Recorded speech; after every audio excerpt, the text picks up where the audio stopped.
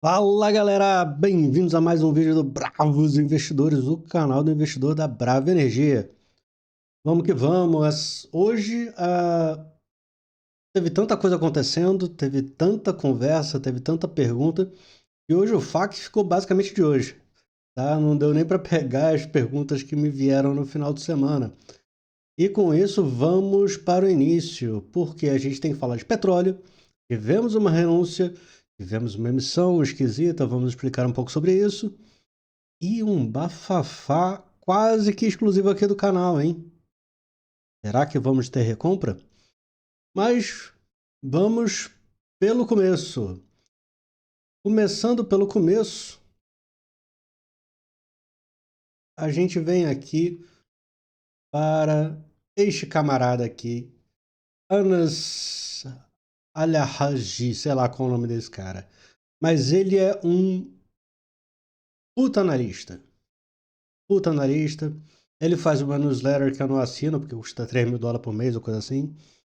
Mas, enfim, vai que. E aí, o que ele fala nesse breve resumo? E ele vem muito em linha do que eu já tinha comentado até em alguns grupos, hoje mais cedo, tinha postado no Twitter também, que é o seguinte, os preços do petróleo caíram porque a galera resolveu vender, tá? E porque a galera tá muito estressada, tá muito ansiosa. Mas a gente não tem muita novidade. Por quê? O que aconteceu? No final de semana, a gente teve dois avisos. A gente teve o aviso que a OPEP ia aumentar em 137 mil barris a meta. E aí isso todo mundo falou, ai meu Deus, vai aumentar a meta, ai meu Deus. Mas se você olhar, semana passada a gente já teve esse dado, a gente já teve essa informação. E essa informação saiu até na Reuters, aquilo que a gente já vinha discutindo, né? Aqui no canal, que é a OPEP não está entregando não está cumprindo toda a meta, ela não está entregando tudo combinado. Está entregando até um pouco abaixo. E a gente está vendo nos Estados Unidos uma produção que não está tão legal assim, não está crescendo tanto assim, e quanto mais há a expansão do shale, né, como uma fonte de energia de petróleo e de gás natural, mais rápido a depleção desses poços, mais rápido, mais poços você tem que cavar para manter a mesma produção. Hoje, basicamente, 90% dos poços do mundo perfurados nos últimos 12 meses foram simplesmente para manter parado. Tá? Isso é muito bizarro. Então, vamos que vamos. Saiu esse negócio da OPEP. É uma não notícia. Vão começar a cortar, a voltar. Esses são os primeiros 1,65 milhões de barris. Tirando a Arábia Saudita, não tem ninguém com folga. Ninguém. E o que se tirou da Rússia já está mais ou menos no talo já.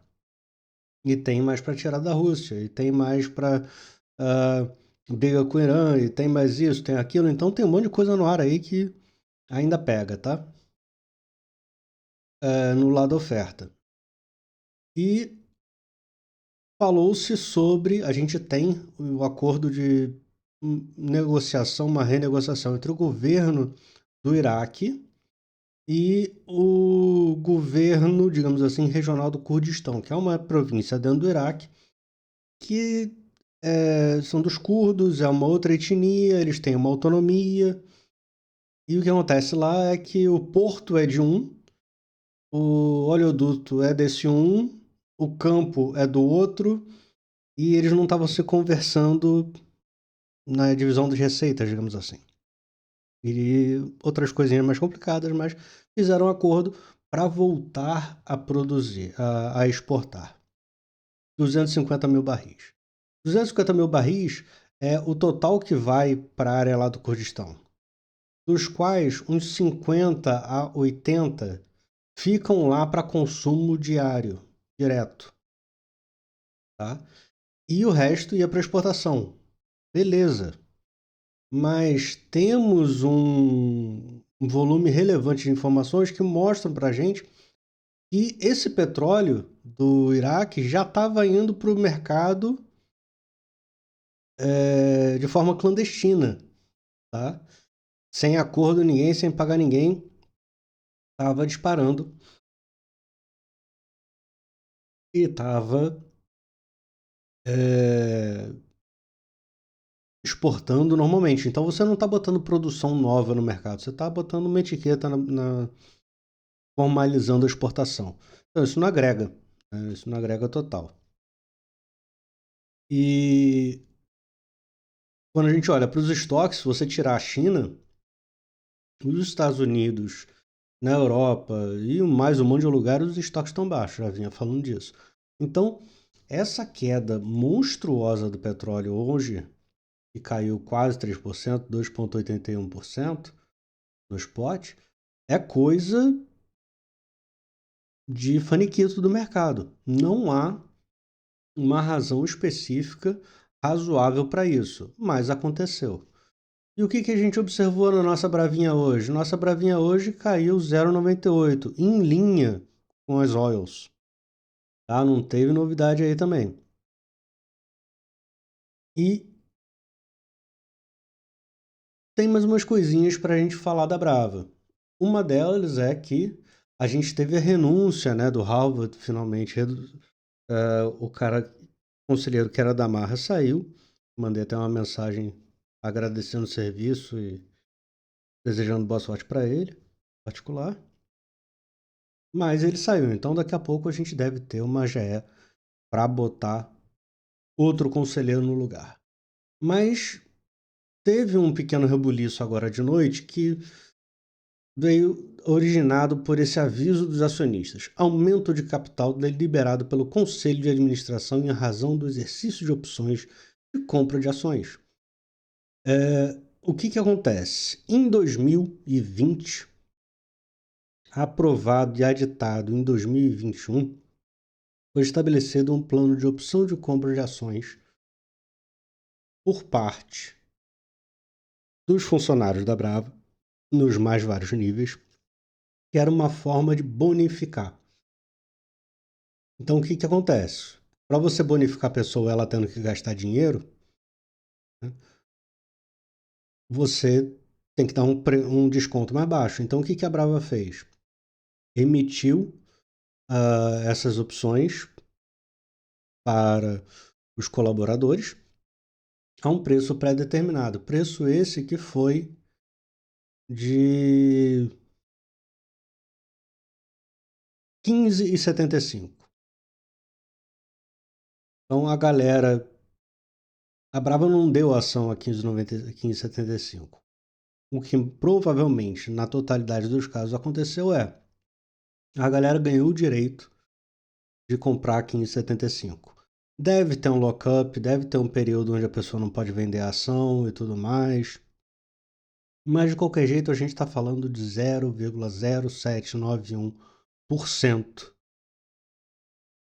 do total das ações. Isso não é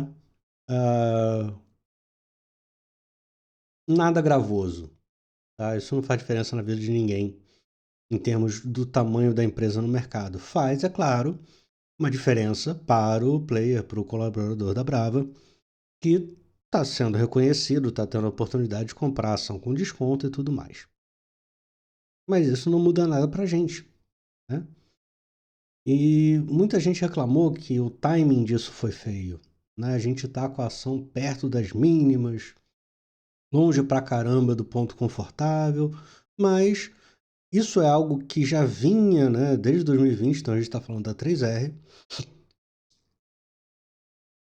Perdão, segurando aqui um espirro. É um negócio que vem já há um tempo e só está continuando. Não tem nada de mais, nada de menos, é só esse ponto relevante que eu entendo. Mas, deixa eu ver se eu acho o documento que eu queria mostrar para vocês. Isso aqui. Aqui foi o seguinte, isso aqui foi a ata da Assembleia de Debenturistas papapá, pepepé, que aconteceu no início do ano, tá? 14 de março. E o que aconteceu nessa AGE? A gente aumentou a alavancagem máxima, a relação dívida líquida sobre EBITDA ajustado, quando a gente olhava para cláusulas, covenants, né? Cláusulas que poderiam, por exemplo, ensejar vencimento antecipado dessas debêntures. Então esticou um pouquinho o teto. E aí tocamos o barco. Só que aqui embaixo, vou descer aqui mais um pouquinho. O que eu achei muito interessante, me levantaram essa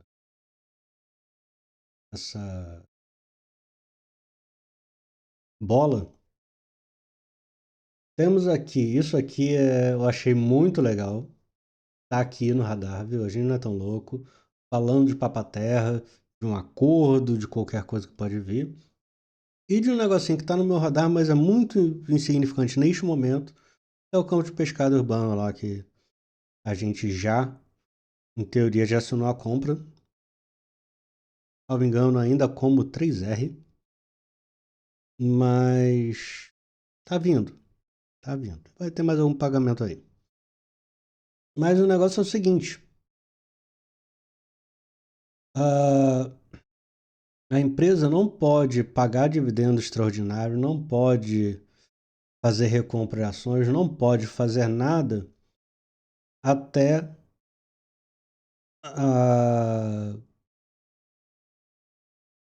um limite, até a nossa alavancagem está em 1,5. Tá?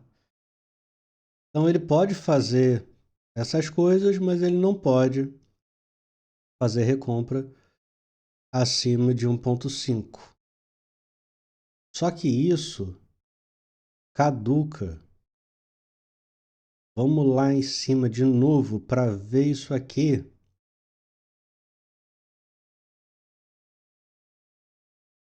A alteração disso é do quarto trimestre de 2024, inclusive até o terceiro trimestre de 2025.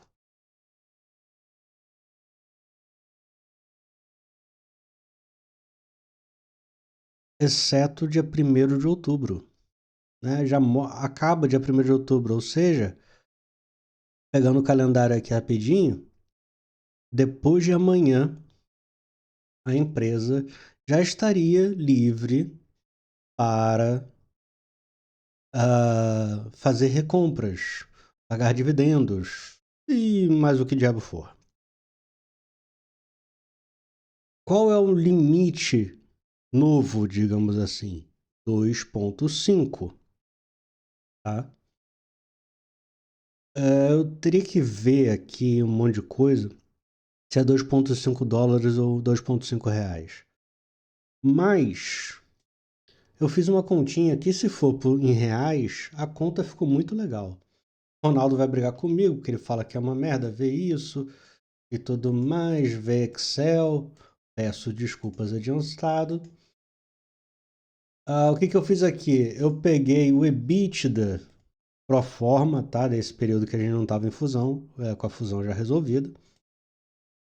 E esse foi o EBITDA de 2024. A gente teve o terceiro trimestre já penalizado e tivemos um quarto trimestre desastroso. O que eu botei para o terceiro trimestre? Fui preguiçoso. Preguiçoso. Porque eu só vou fazer essas contas mais ou menos fechadas na minha cabeça e depois fazer um vídeo sobre isso. Provavelmente vai ser o da sexta-feira. Ou vai ser um na semana que vem, já com o trimestre fechado. Então eu só repeti. A gente está produzindo mais, o petróleo está mais ou menos onde está. O dólar caiu um pouquinho, mas a gente joga aqui pro lado. Tá? Preguiça. Só que aí eu fiz um dever de corno, eu fui baixando ITR por ITR para pegar a dívida líquida declarada. Essa dívida líquida, eu gostaria de deixar bem claro que ela é sem as obrigações de portfólio. Tá? E isso é interessante, temos que ver. Só que eu acho que nas cláusulas das debêntures, a dívida líquida leva em conta a obrigação de portfólio.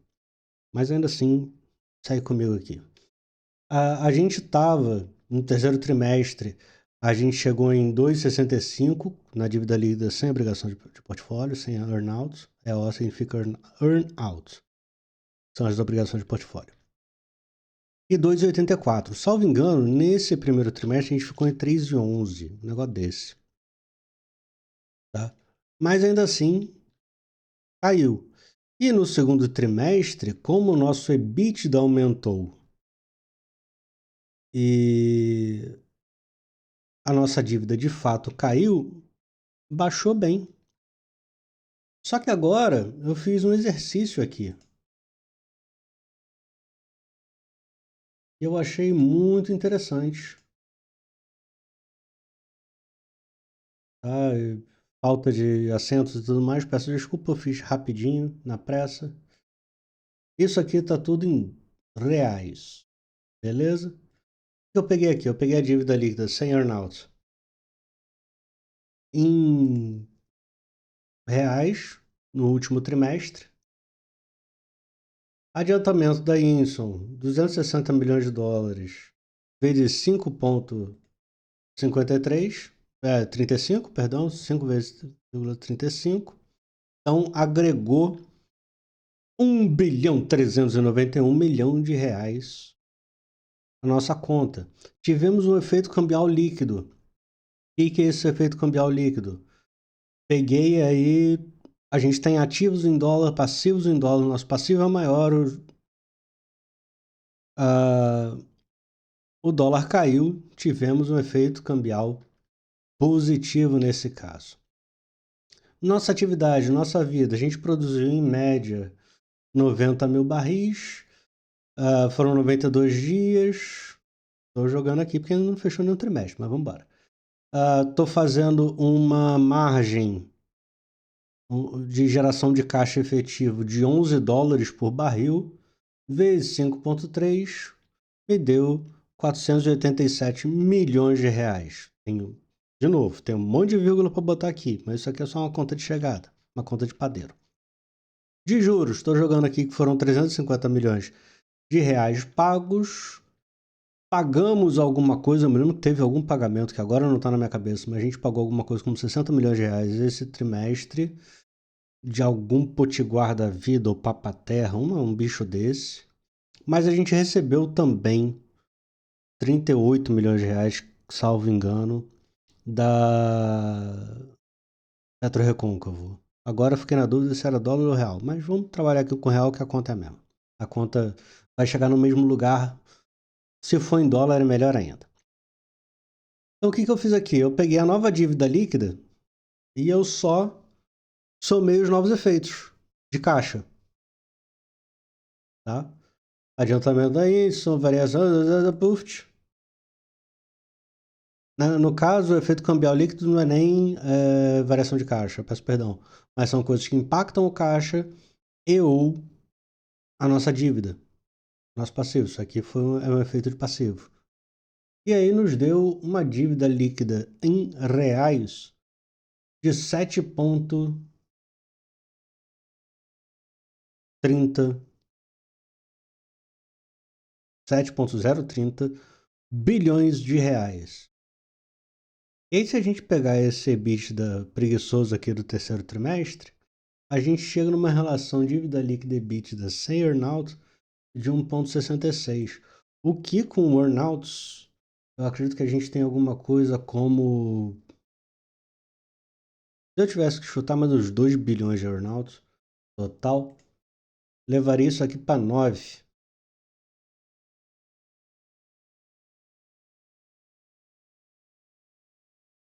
Perdão, tá falando aqui coisa. A gente chega em 2,3, o que nos deixa extremamente confortável e já habilitado a partir do terceiro trimestre, a partir de depois da manhã, fazer recompra, pagar dividendo e o caralho a 4. Tá? Esse é um ponto que é extremamente importante. Vírgulas a pensarmos e deixar vocês ruminando junto comigo para não ficar pensando sozinho que cansa. Fico tá tão cansado, já é segunda-feira, já tão cansado. A gente tem uma empresa hoje, lado bom da recompra, tá?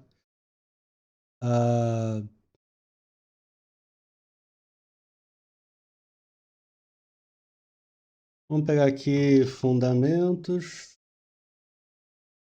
Brava. A Brava tem um valor patrimonial da ação de 26,39. A gente tem o VP hoje de 26,39. A gente deve ter um lucro, vamos pensar que a gente tem um lucro de 500 milhões, 464 milhões, só para ficar mais bonitinho, lucro líquido, de R$ 1 por ação. Então, nosso próximo VP, vou botar VP N, VP Nuevo, para ninguém achar que é diferente, de 27,39. Papel hoje, Bravinha fechou a 18,16, salvo engano. Se eu comprar 18,16, um negócio que o valor patrimonial tá 27,39, sem sacanagem, eu tô investindo a 50%. Aí travou o meu Excel aqui agora. Então, é um negócio maravilhoso. Deus. Aí fechou tudo. Ei, que alegria. Eu adoro isso. Pelo menos ficou mais bonitinho. Salvou mais bonitinho. Então eu tenho um lucro de 50%. Não há campo à venda com uma margem de 50%. Vou comprar 50% do que ele vale. Então é um negócio assim fantástico. Tá? E a grande questão é a seguinte: ela pode anunciar um plano de recompra, ela não precisa recomprar tudo agora. Tá? Isso é bem importante. Ela não precisa nem cumprir o plano de recompra todo. Mas ela botar um pedaço desse dinheiro para estabelecer um plano de recompra é um negócio que traria uma tranquilidade a nós investidores gigante.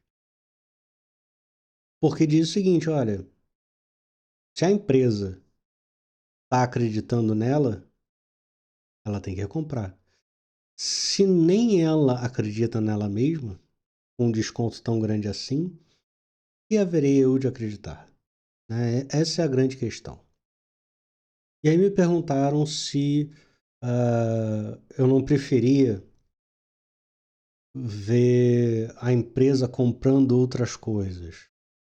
Vamos lá, aí entra na minha caixinha de loucuras. Tá? Aí é só na minha caixinha de loucura. Caixinha de loucuras do Felipe. Puf. Hoje a gente está produzindo 90 mil barris. Hoje.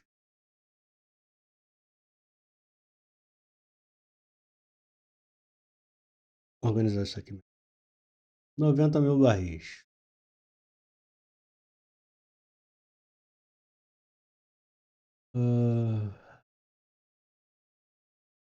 Com Papaterra, a NTE pegando tudo, a gente vai ter mais uns 10 mil barris. BC10, a gente pegando a Shell, a gente pega mais uns 15 mil barris. Sinceramente falando. Vamos botar 17 mil barris. Crescendo tudo, estabilizando o Atlanta. Vamos botar aqui mais 5 mil barris. E aí, eventualmente, um novo tiro aí, pescada. Pescada eu acho que vai ser tipo 1.000 barris, sem zoeira. Manati, fechando Manati ou pegando Manati, usando Manati para como o PGN, liberando o PGN, a unidade de tratamento de gás natural, para o próprio recôncavo e crescimento. Então a gente bota aqui que a gente tem mais 3.000 barris. Tá? Se a Petrobras desistir de Manati, a gente comprar Manati ainda dá um a mais ali, mas eu não sei se isso tem jogo não. Só escutei o que o Décio falou, que eu acho, no meu entendimento, ele quer conversar com a Petrobras, principalmente para fazer a junção da estação de tratamento, tá? Então aqui no total,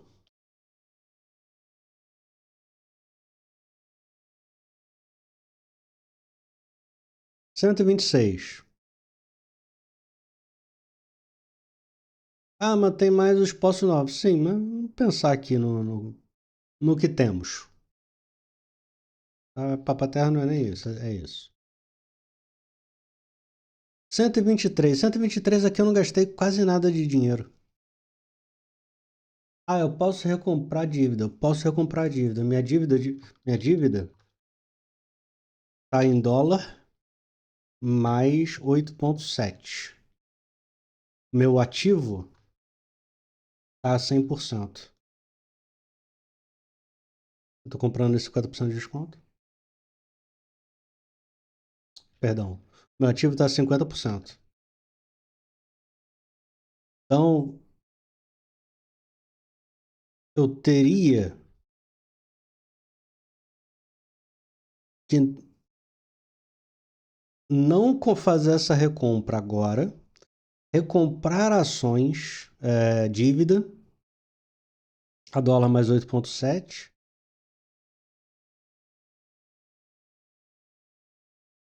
e perder a chance de comprar, porque quando a empresa está recomprando a ação, ela está tirando ações do mercado, tá? Isso aqui são coisas que têm um custo proporcionalmente pequeno, beleza? Então eu vou falar, isso aqui é só CAPEX, que a gente já tem CAPEX projetado para o ano que vem. Mas vamos fazer a seguinte conta. Ah, tudo dando certo, 123.000 barris por dia, tá? Vamos fazer uma média de... Vamos tirar aqui. Tenho 44 milhões de barris. Eita, tá ruim a conta hoje. 44,895 mil barris. 44 milhões 895 mil barris produzidos no ano pela Brava. Certo? Errei em algum lugar aqui? Não, é só uma continha mesmo. Certo? Quantas ações temos hoje?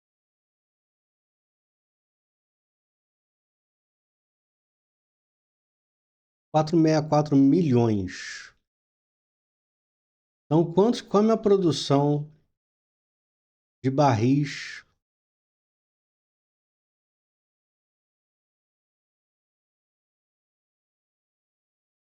Eu posso botar em mil. Então, eu produzo... Cada ação minha vai produzir 0,996 barris. Agora,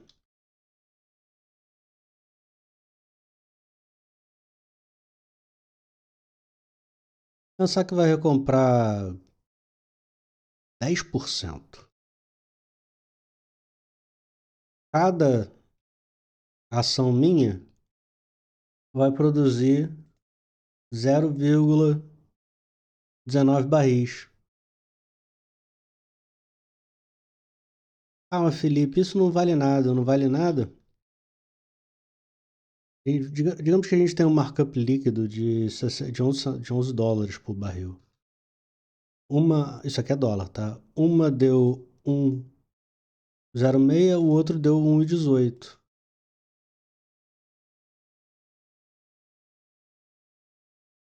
5,69, 6,33.